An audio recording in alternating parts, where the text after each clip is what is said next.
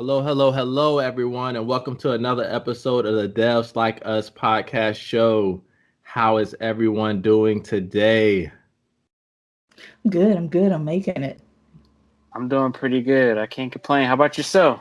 I'm good. I'm good. I had to change my shirt before I we started. I just put the shirt on. 2 seconds later, baby boy drooled on it, stained. It seemed like Ooh. it's gonna take a while to leave. Didn't want y'all to think I had mustard on my shirt or nothing. So, but other than that, Rush, last second change, I'm good. I'm good. How are you So, all? I mean, I guess, managing and maintaining as best as possible. It's I hard to say. It's been a rough week. It's been a rough week. it's been a short, rough week It's too. only Tuesday, guys. Don't tell them what day.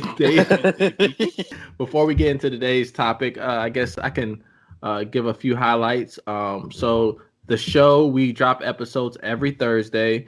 Also, if you're interested in signing up for our newsletter, you can sign up at devslike.us.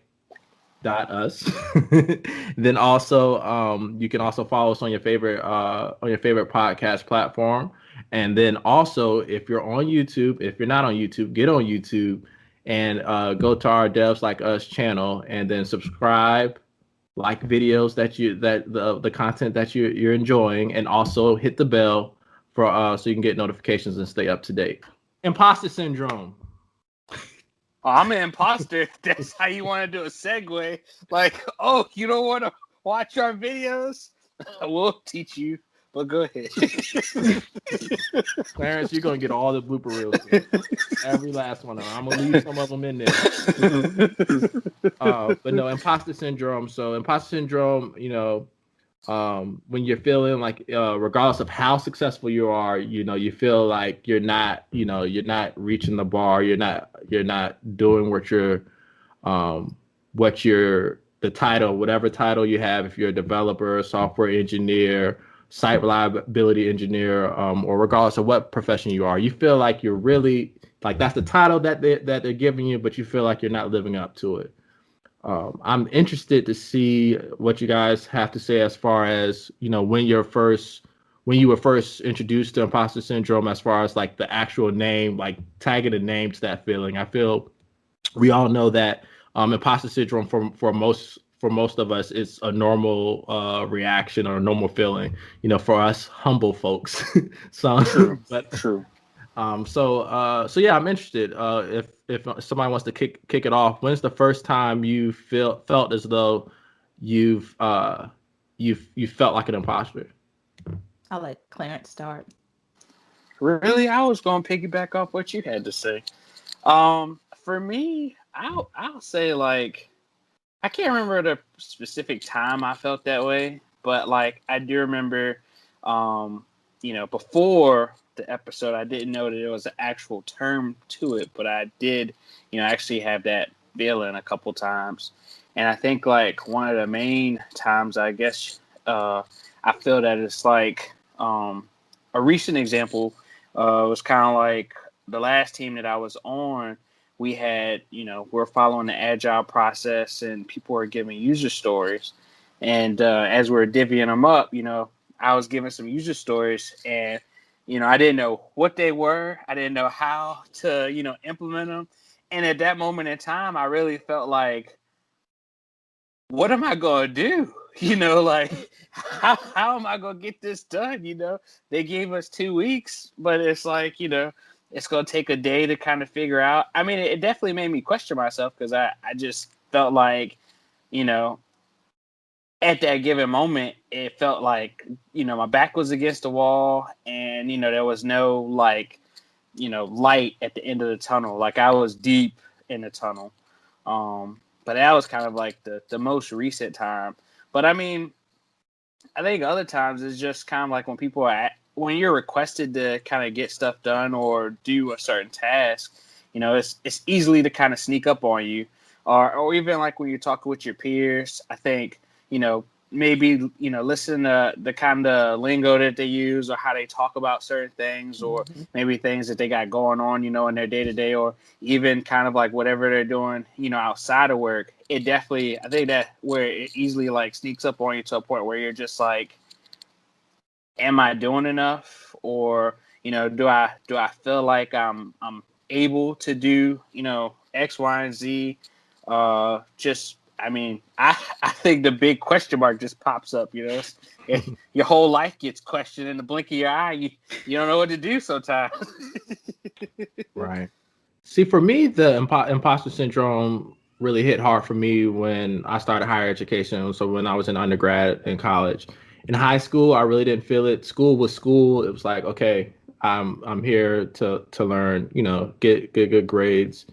But I really didn't feel like an imposter there. But it's really like when you started working towards that title. So in undergrad, I didn't really start feeling that until I guess starting for summer internships, and when we did like a research experience for undergrads, like doing research. So that's when I started to feel it, where it was like, man, all these people know so much, and I'm like, I'm this year, and I'm still seem like I don't know as much. And then so you in college, you really started to feel that separation of people who were in computer science in high school and middle school, or did similar technical topics before college, and then those who were like freshly introduced to it in college. So that's when I first got introduced to it. And then even like after I finished multiple internships and we were doing senior project, me and JB we actually developed this whole social network and deployed it and everything. And I still felt it like, well, all we did was look up how to do it and then do it. And I still like felt that imposter syndrome feeling. And then that's when, I started to hear more about it. And then when I heard the definition for it, I'm like, oh, that's what I have. It's like, you're not just being humble or aware of the things you don't know, but it's like, that's like, there's a whole study behind it, and it's normal. And with things like computer science, or software development, or any technical field, or any like lifelong career study, like it's a lifelong study. Things are always changing. There's so much for you to know. And the worst thing you could do, in my opinion, is just compare yourself to others. And that's really, for me, where it comes from. Growing up, I'm always used to, doing sports. You're used to like learning how to compete, and competition is good, but it's also, there's a line where you cross it and it gets unhealthy. So, there's some people who their parents were software developers, and like they've just grown up with that all their life, and they tend to know a lot more stuff. And so you don't do that and look at yourself and get down on yourself. You look at it as an opportunity to learn from others. Once you kind of get over like oh, I'm embarrassed to ask this question, or oh, I'm embarrassed that I don't know this. Don't get me wrong, there are certain situations where you probably just don't want to let write it people down know and what you go don't back know. to your desk and look it up. Right. Sure. Enjoy. I got a long notebook for stuff. Right. Enjoy that. Enjoy that. Hey, I don't know this. Let's explore. Let's learn. So, I think when you get that attitude, it does become extremely, extremely. Becomes like a healthier process than because you're not going to get rid of it. We have countless degrees. We've done great things. Everyone comes and says, "Oh, you did great on this. Oh, you did great on that." Still feel it. Still feel it to this day. You just have to know what it is, and the thing is, it does highlight, hey, you don't know this. It does highlight that, and that's okay. And that's You okay. can just use that as motivation to learn it, and you don't have to exactly become an expert on it, but as long as you know what it is and in the general sense of how it works, then you're fine. Because if that's not your space, that's just not your space. Right. And so for me, I've had pretty similar things where, like, even in my job, I've done things where it's like someone comes to me and it's like, hey, I have this file, it's really huge. I need to be able to, see the data. It's like, all right, I'll write a script for it. And then they'll come back like a couple weeks later and it's like, oh my gosh, this script was really great. It's like, it was just a script, like, I mean, to me, it's like, it's just a script, but for them, it really helped enable their job. And so having those moments, or moments where, like you said earlier, where you're just in a room with people and the conversation is being had, and someone brings up something that you just don't know about or that you haven't delved into, and so now you're feeling like, dang, why didn't I, get into this topic?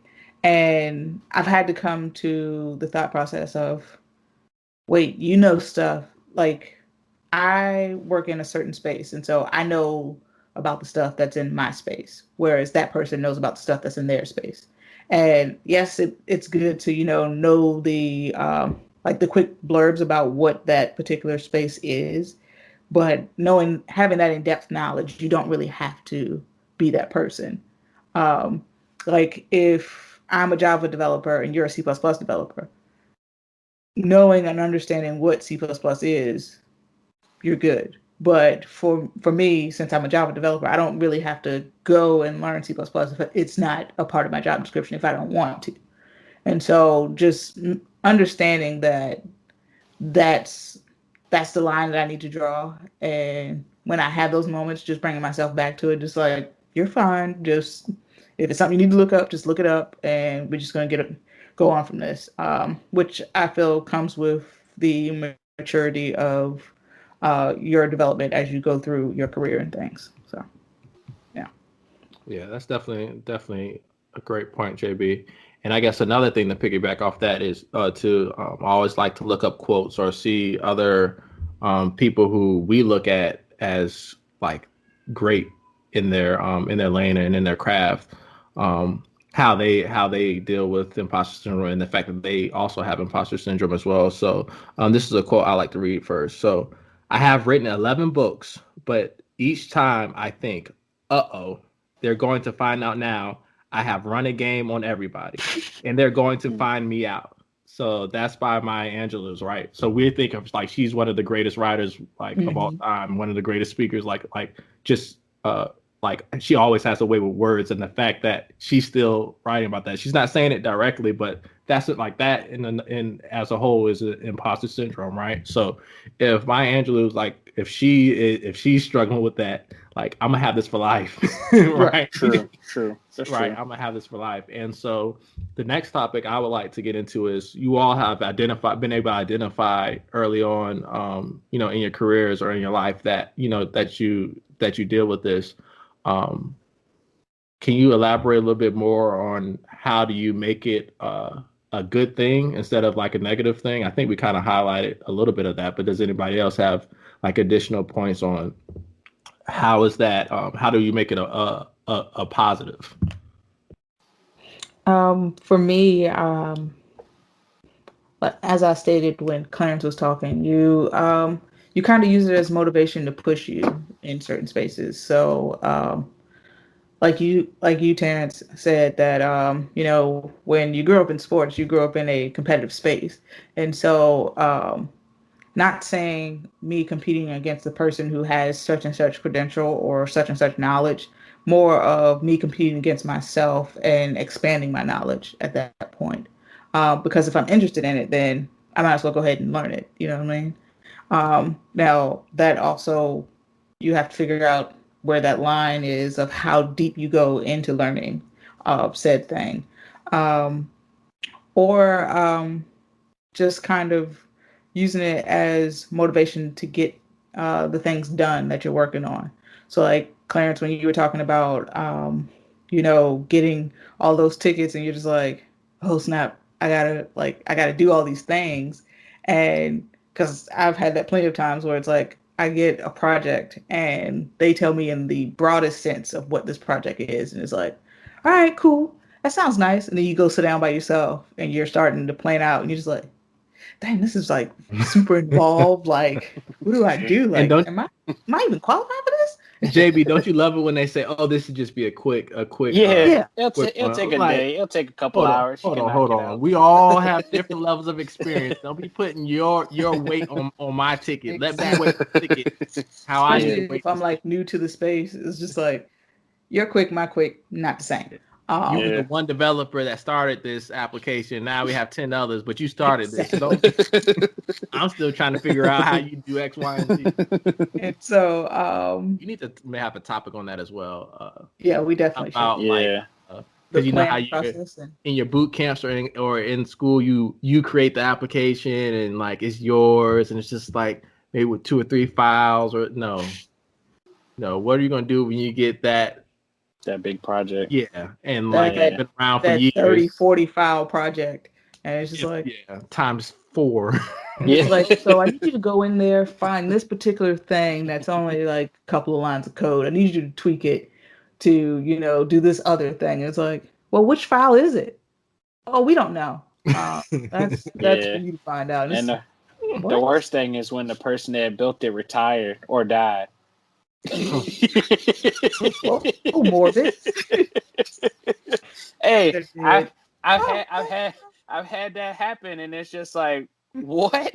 Like, rest in peace. But geez, can I call you? Jesus is on the main line. I'm coming with your boy. He the blooper reel king this episode. Blooper reel king. All right, so back into it, Clarence. I'm sorry. I forgot where I was. I think you had wrapped up, Jay, or did you wrap up? No, I wasn't yet. You were explaining how you so difficult. like when you're going through the planning phase and you're sitting down, you kind of take that time to really hone yourself back in. It's like, all right, let's we've seen what the grand picture is supposed to be, so now let's break this down into parts and break it down into little chunks so that we can get this thing done and get it out and get it rolling. Which was really good because I've been reading a book about, doing that now because. Oh, please share if you don't mind. Oh, since you said, it's a book called The One Thing. Hold on, JB, this is the moment. This is our first book we're recommending. All right, make sure to say it for the listeners as well, for the podcast folks. Yes, it's called The One Thing, and it's by Gary Keller with Jay Papasan. And so in the book, it's basically telling you how you should, focus on one particular thing that's important. Because when we're trying to multitask, nothing really gets done. Like in a completed state, it's more of, all right, you spent a little time here, you spent a little time there. Whereas if you say, all right, what's the most important thing for, let's say, this application to run? All right, look, well, let's start with that piece first. And then you kind of just do the one thing for as you go, because that's pretty much starting your snowball effect. And gets the wheels turning. What you got? So I can tell my Scrum Master I only need one ticket at a time. I don't think it works that way. No, that's not how that works. Maybe one a Scrum day. Master gonna have a nice little chat with you about. So we don't think this is gonna work. Team lead, Scrum Master. I feel like if I But- read that book, it's gonna come from my whole life. I feel you preaching and talking to me right now. It's Receive it. Receive so it is preaching to my life, but it's preaching to my life in more of my life in general as opposed to just programming. Because That's with what I mean. programming, I can generally like bring myself back down and say, all right, let's focus. All right, what's the things that we need? But when it comes to the general sense of you being in the office and you have emails, phone calls, people stopping by your desk, while you also have, this paper that you have to write while also writing your programs. And it's like you're trying to do all these things at one time. And Slack notifications. Yeah. Those two. All of those Slack notifications. But, just having the just taking the time to say, all right, for this period of time, I'm going to focus on my emails. And for this particular period of time, I'm going to focus on, writing X amount of code or, getting this particular function done before I do anything else. Because when you're constantly switching from one thing to another, your brain is actually having to, make that context switch. And sometimes it takes a little bit. Oh, yeah. It takes a while. You're like, Like, True. yeah, so like if you're in the office and you're like in the groove and you're programming and things, and then somebody comes in and says something to you, you're just like, okay, and you have that conversation with them, and then you get back to your desk and you're just like, what the What heck was was I I just doing? doing? Don't you Yeah. love those days when it's like 5 hours go by and it felt like 20 minutes and you're like, oh, I was in the zone. Yeah. And then somebody comes get you out of it, and you just like, dang it, I don't even feel like getting back into it no more now. Like, Right. but yeah, That was good, JB. I'm now you got me a little, I'm a little sad I wasn't the first one to bring out a book on this show. So if I do ebooks, so should I share my screen when I want to share a book?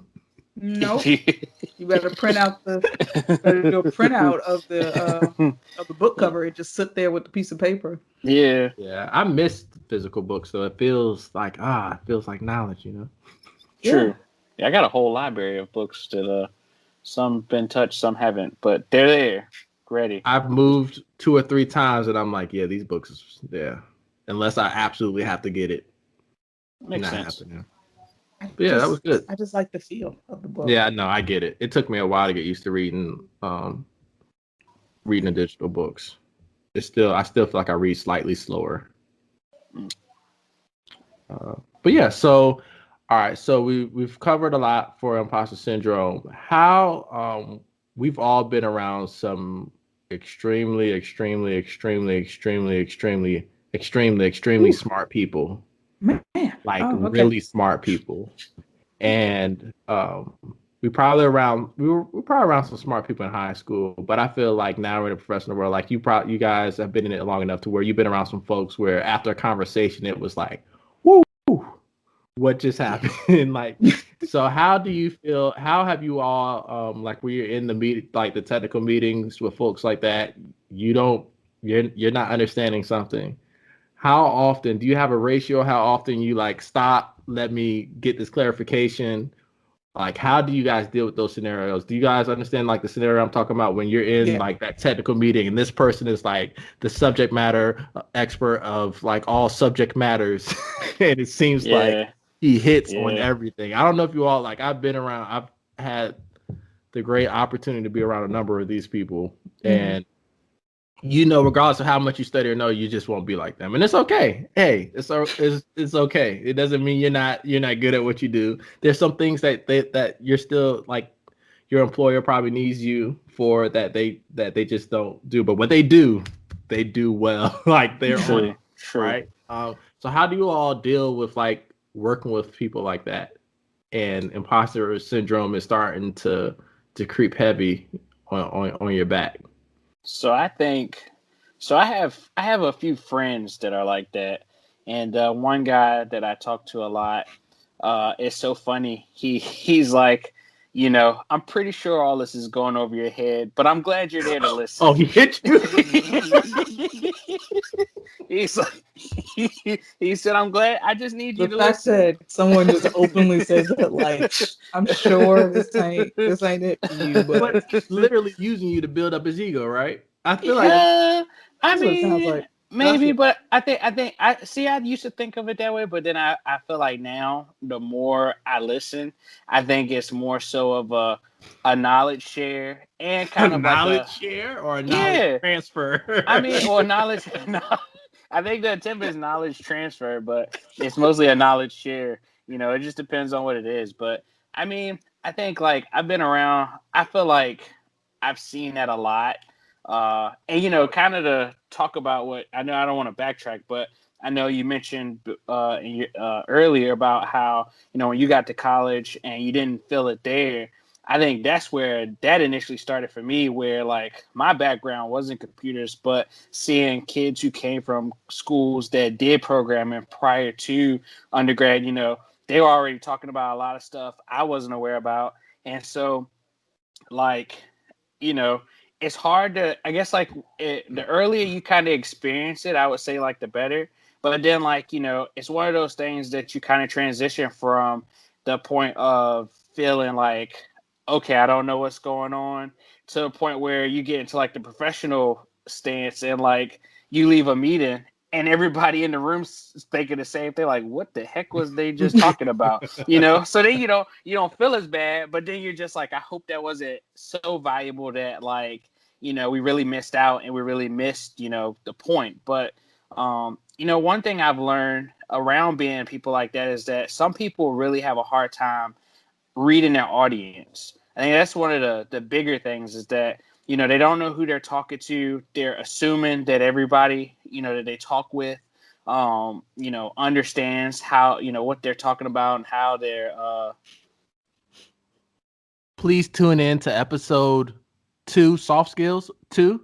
Episode 2, Soft Skills. I'll try to put it on the screen now. Yeah. That'll show you how to read all your cues when you're in the meeting, all those non-verbal cues.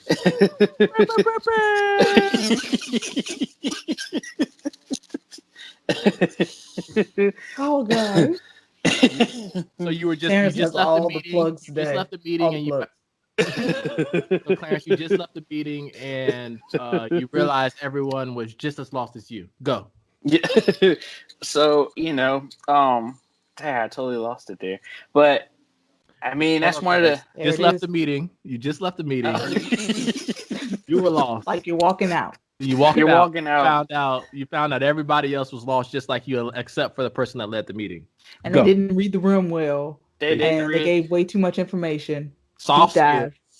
Plug. I mean, one of the resolutions that has come from that is easily, you know, stopping the person and kind of asking them to further explain what they were talking about. Because I mean, you know, some people, again, this goes back probably to definitely soft skills, but there's going to be some people who are intimidated to even attempt that, you know, to even go talk with them. So you got to find somebody to kind of say, "Can you break this down for me?"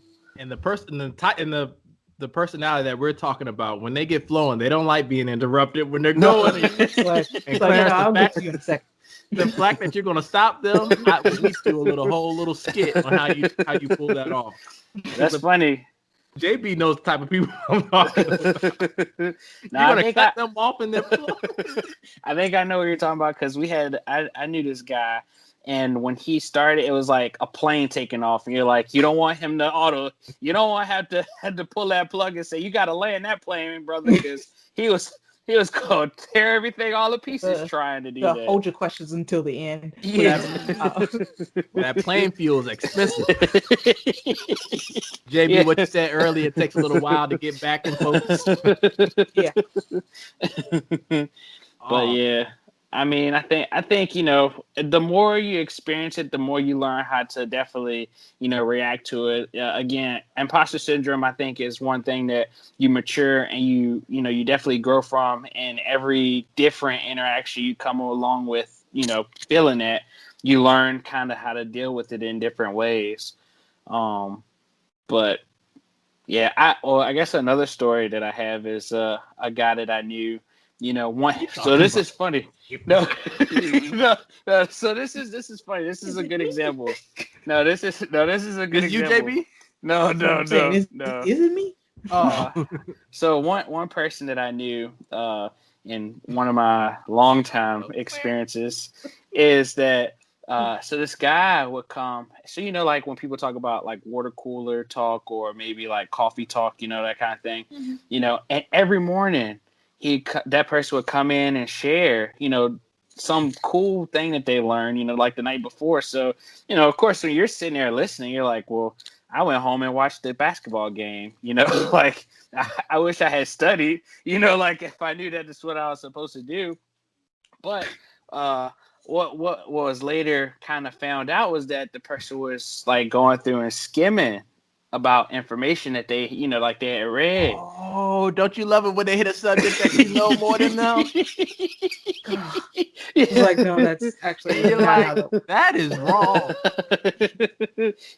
And that you just proved my point. They're trying to use you to build up their ego. Yeah. So I mean, or that's one of the key things I think you learn how to deal with it, because you as you hear it and as you feel it, I think you get easier to kind of pick up on it. And kind of like what JB said earlier, you realize that you have a certain skill set, you have a certain knowledge base, and I mean, like, you don't get intimidated when they talk to you about it. I mean, sure, you might be puzzled and whatever the heck that they're saying, but you take that as kind of like a chance to jot it down and maybe go look it back up if you're really interested, or if it really applies to something that you're doing. Because I know that's the other thing. If it doesn't apply to what's going on, I'm like, cool, glad that you told me that, but I have no interest in it, so I don't get any, I don't feel anything from it. Yeah, no. Oh, go ahead, JB. I will say for me, dealing with the people who just have like a vast amount of knowledge. So I've encountered quite a few of those people, and it's different for every person depending on how their soft skills work out. But plug episode 2. But so like I've had the ones where, like Clarence was saying, and they're doing a presentation and they're just in the room and they're just flowing. And there's been moments where I'll look across the room at like another teammate and it's just like, you know what's going on? I don't know what's going on. And then there's other times where like if you let the person continue on for a little bit, you can kind of, even if you don't know in the deep dive sense, you can kind of get that high level view of what they're talking about. And it's like, all right, I got the high level, and that's all I really need. Because if it's not in the space that I'm in, then it's just like, all right, I I don't need to know the deep dive stuff that you have going on. Um, and then for others, it's very useful when it's it's a topic that you're not very comfortable with, but they know like quite a bit about it. Because it's just like, yeah, so like for me, I've done little to no work in the Docker space, and so there's a guy at work and be like, yeah, so you need to just do this, and this, and it's just like, oh, okay. And so it's like you've already laid out, all the things I need to do, and so for me, it's like, all right, let me go ahead and write that down and, go ahead and do it. And while I'm doing it, of course, look up what is actually being done so that I can understand it and reuse it for later on in life. But yeah. Yeah, that's a good example as well. That's definitely a good example. I think one thing to add. Oh, sorry. Go ahead. No, go ahead, Clarence. You got it. I was going to say just one more thing to add is that I feel like a lot of times, when you talk about kind of like the person building their ego, some people really have a hard time explaining things.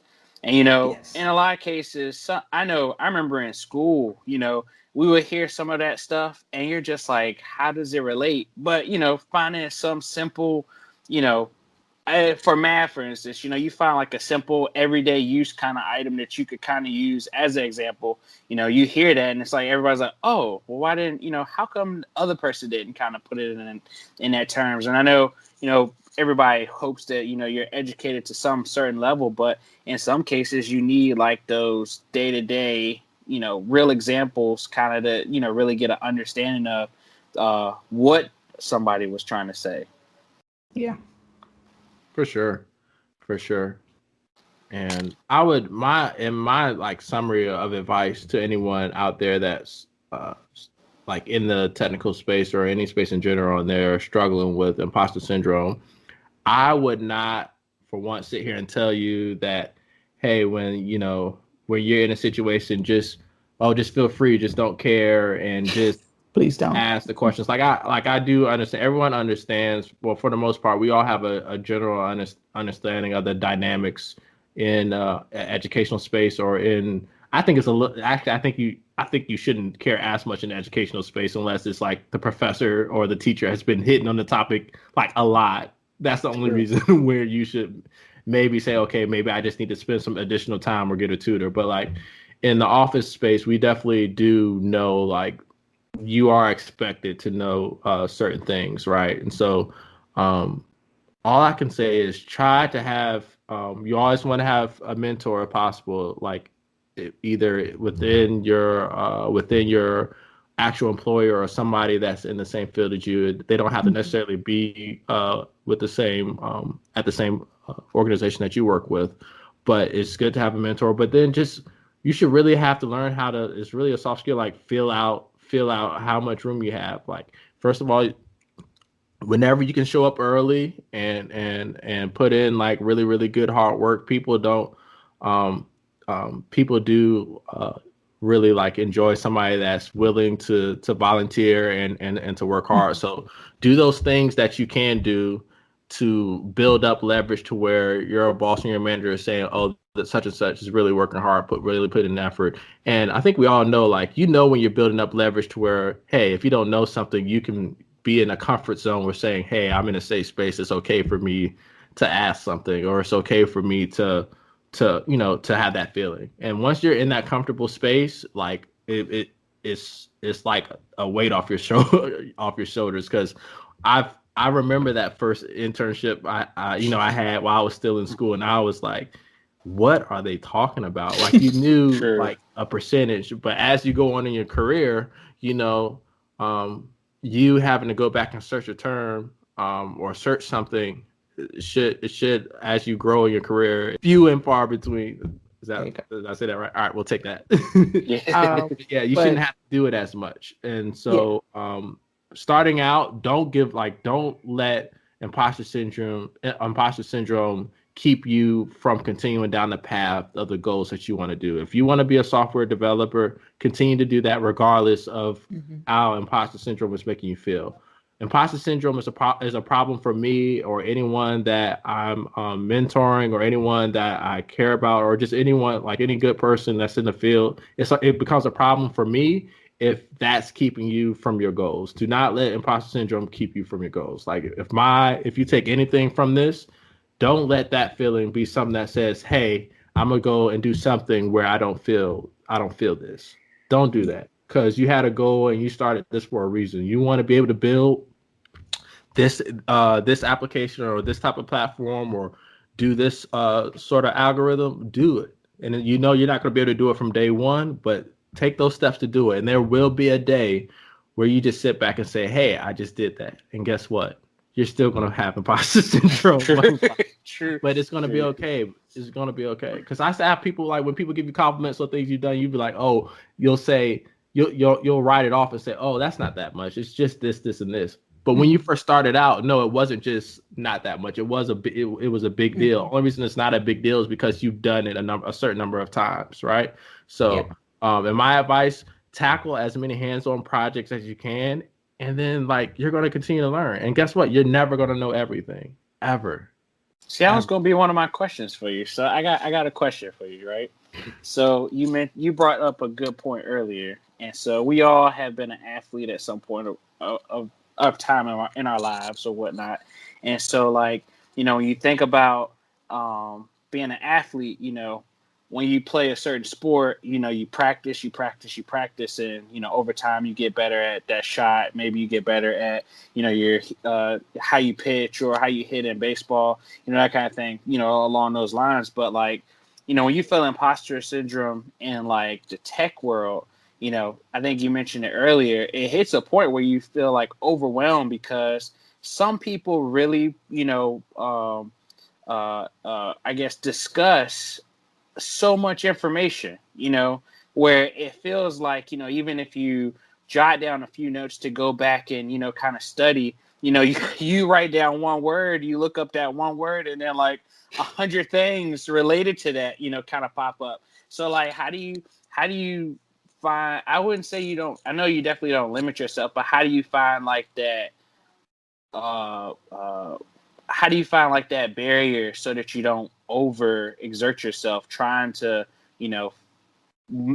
learn all of this stuff just because, you feel, imposter syndrome?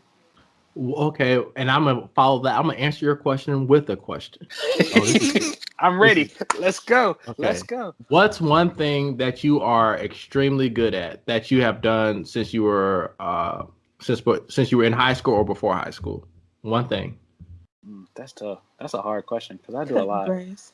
Yeah. That could be it. That could be it. Is it cutting grass? I would say cutting grass. Or JB, do you have one? Anybody can answer this question for me.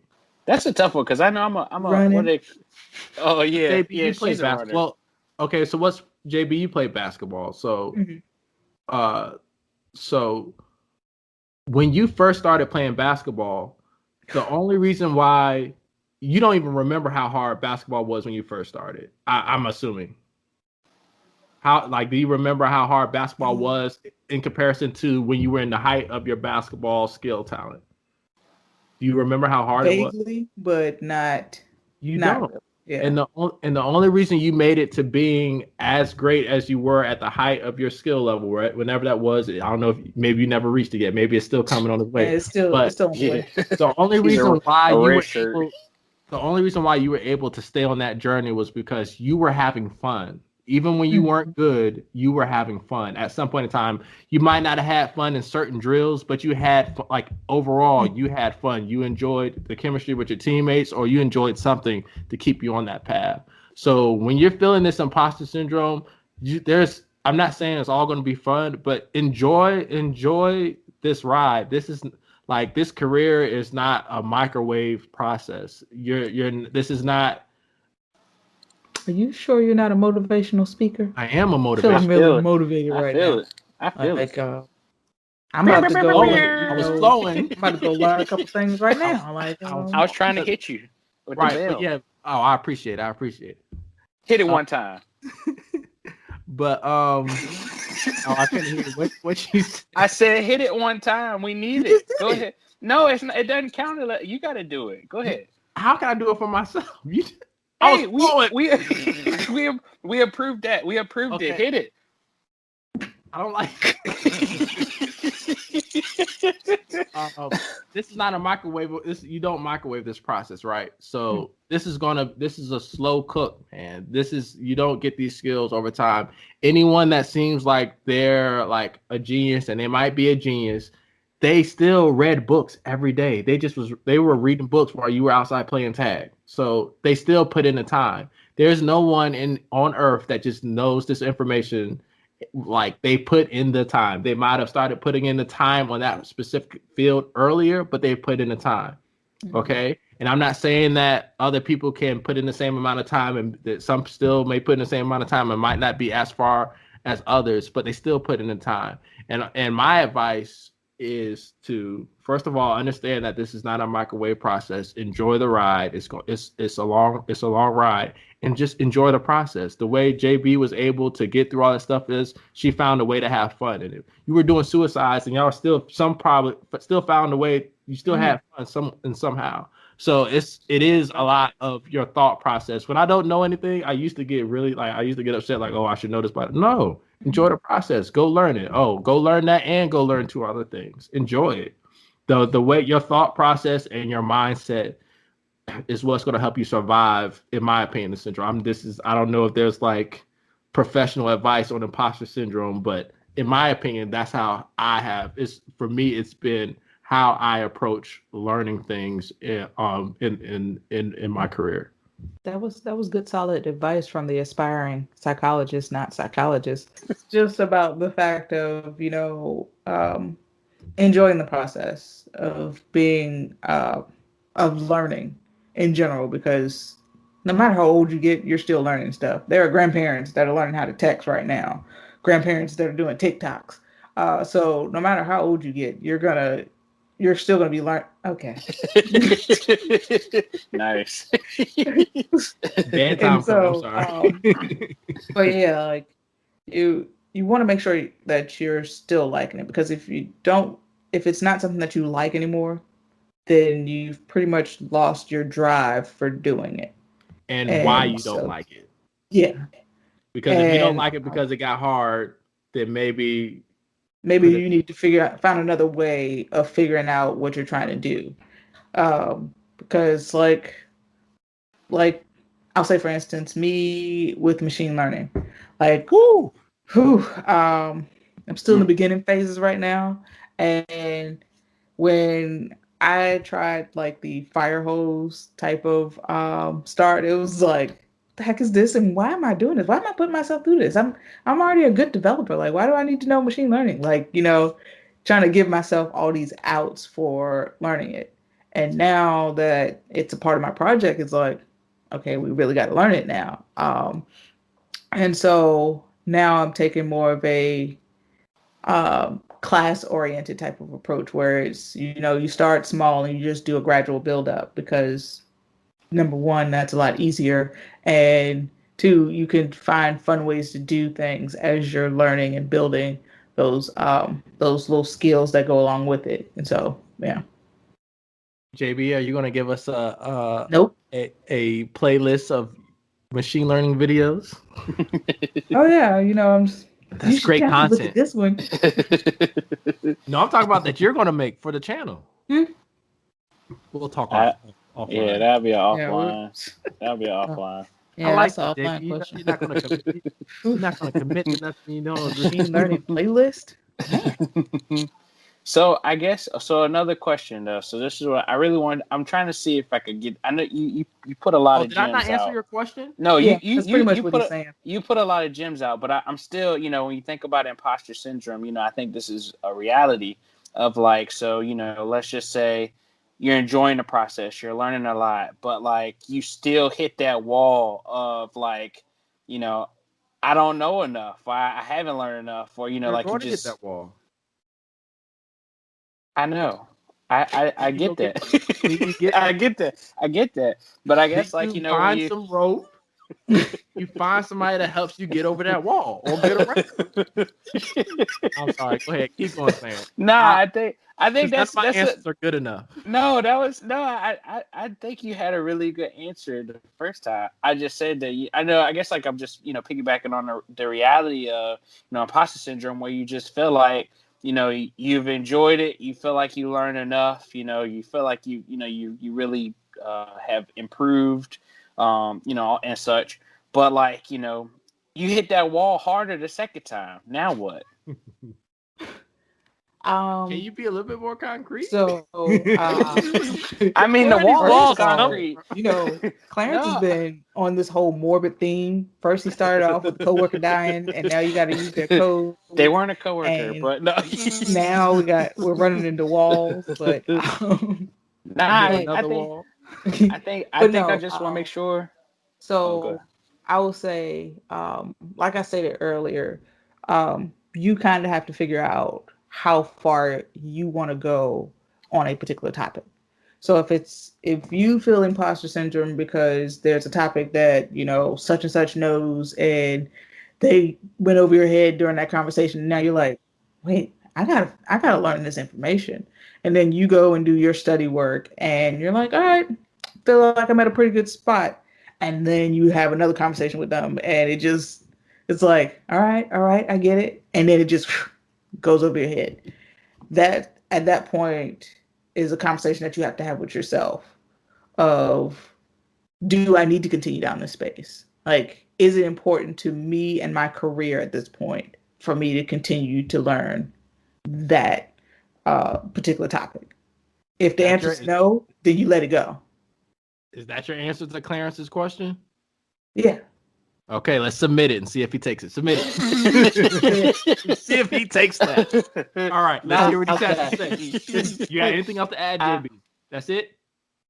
I mean, I was gonna say if the answer was yes, then you just continue on learning, and I really did like that answer. I think that was definitely the answer that I was looking for. Only reason why I asked it the second time was just because, like, you got to be real when you think of imposter syndrome, is that you're gonna hit it multiple times, and it might be deeper the first, it might be deeper, the next time. No. I said I liked your answer. It wasn't that I didn't like your answer. I would just say, let's be real.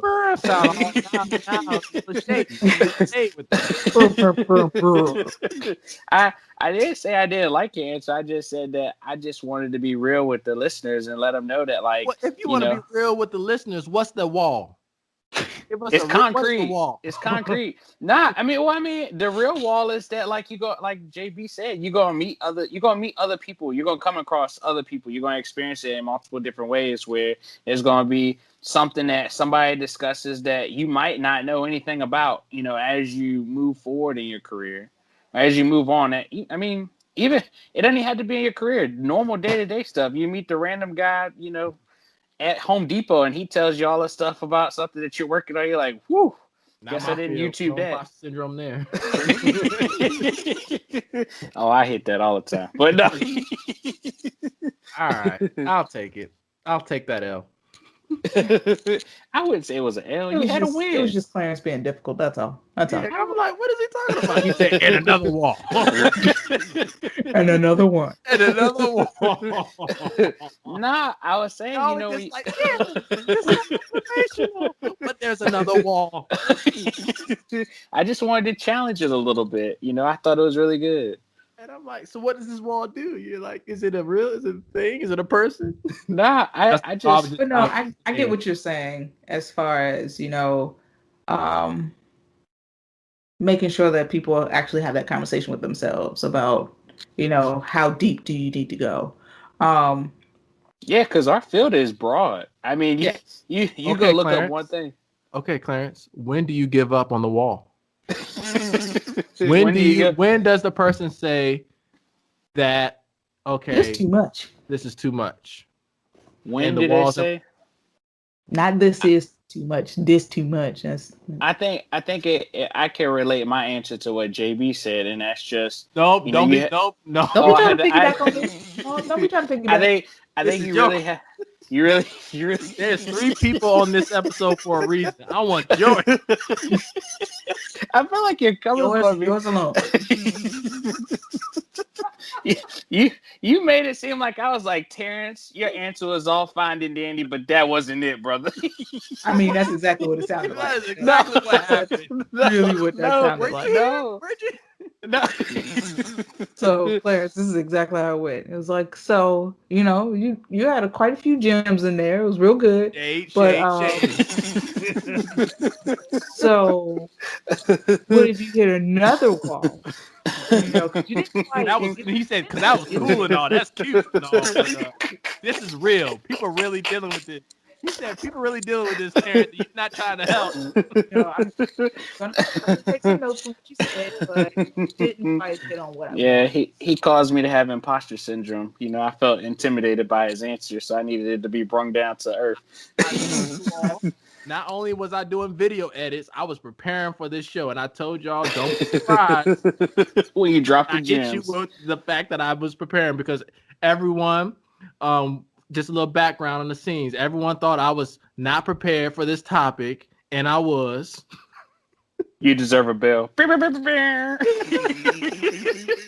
Now you do it, Terrence. Now you do it.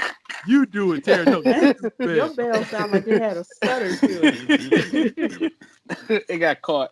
But the car wouldn't start. No. Oh, man.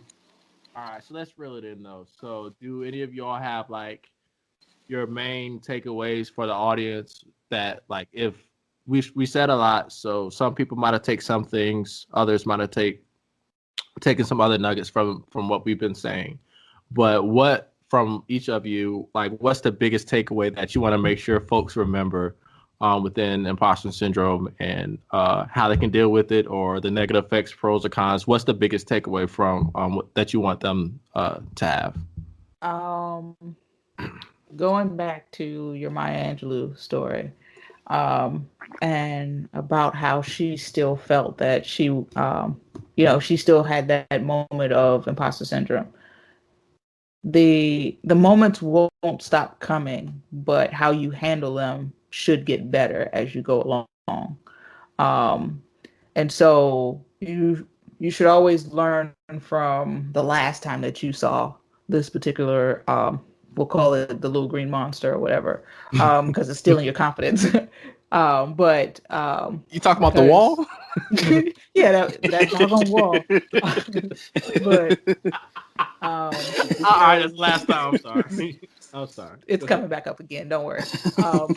but just, recognizing that when you have that moment, it's like, okay, I've had this before. I know, how I handled it last time. What can I do better from last time to this time?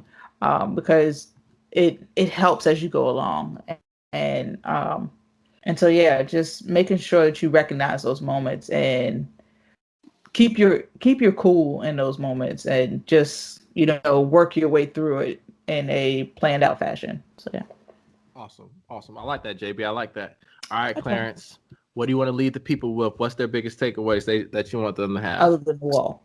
So for me, the biggest takeaway is that, I feel like imposter syndrome, it never really goes away. But one thing that, you should always remember is that, as JB said, is that, as you get more familiar with kind of seeing it, you just learn how do you handle it. And that's pretty much in all aspects of however form that it shows up. And just to remember that, just because you might not know said topic that somebody is talking to you about, you might also give them imposter syndrome in return for something that that they had no clue about. So, from that, you just, continue to build your confidence, be a avid lifelong learner. Don't be afraid to step out of your comfort zone. Be sure to just, try to stay up to date and just, do your very best, in everything that you do. Just give it your best foot forward, really. I like that, Clarence. Thanks. So TP, what you got? Yeah, so for me, it's just reiterating what I stated earlier.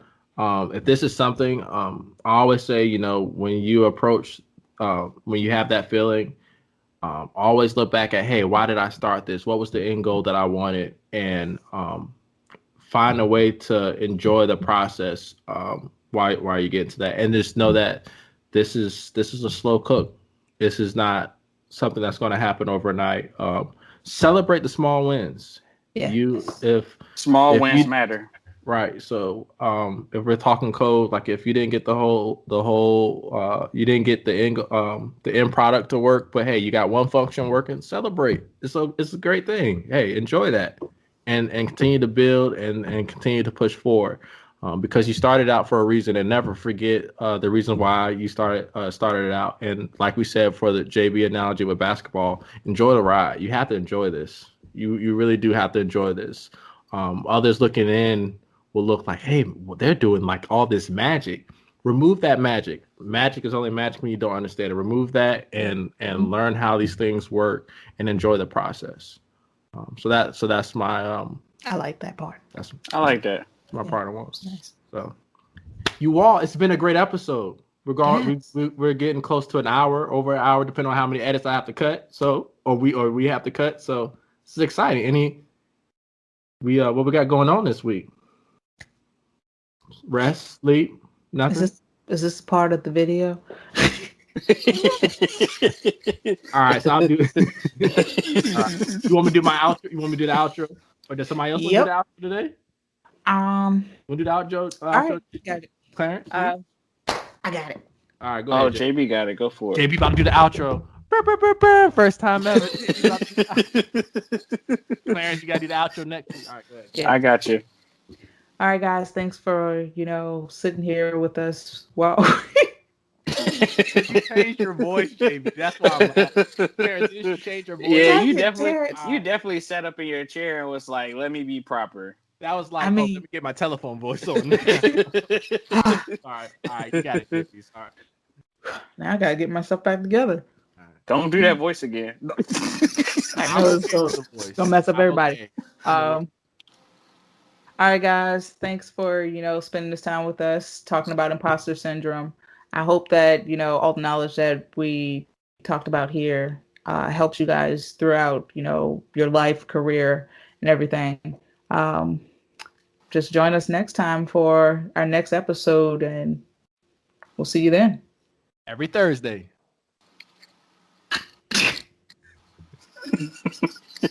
All right. Stop recording, JB.